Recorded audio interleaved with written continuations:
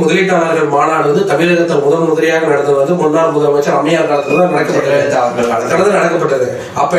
அப்போ எதிர்கட்சியார் தலைவர் இருந்தவர் கருணாநிதி என்ன சொல்லியிருக்காரு, இந்த மாதிரி மாநாடு என்னது இந்த முதலீட்டாளர்கள் மாநாடெல்லாம் போட்டு இந்த மாதிரி நடத்துறதுலாம் உண்மையா, புரிந்துணர்வு ஒப்பந்தம் மட்டும் போட்டா போதுமா, அதனால நிஜமா வேலை வாய்ப்பு கூடுமா, தமிழக மக்களின் வாழ்வு நிலை மேம்படுமா அப்படின்னு கொஸ்டின் எழுப்புறாரு. இன்னைக்கு நீங்க நடத்துற என்ன பண்றாரு டிஆர் ராஜா உடனே அது கம்பேரிசன். நம்ம 200 ஊபிஸ் என்ன பண்றாங்க கம்பேரிசன். முன்ன வந்து தொழில்துறை அமைச்சர் யாரு, இவர் தங்கமணி இருந்திருப்பார். தங்கமணி அவர் படிக்கிறாரு. அவருக்கு என்ன வயசு, அவர் 50 கடந்தவர். அவர் ஏதோ படிக்கிறாரு. 1500 பிளஸ் 2500 4000 விட தங்கமணி படிச்சது எவ்வளவோ மேல். அவர் தான் படிக்கிறார். கீழே வந்து டிஆர் ராஜா படிக்கிறது.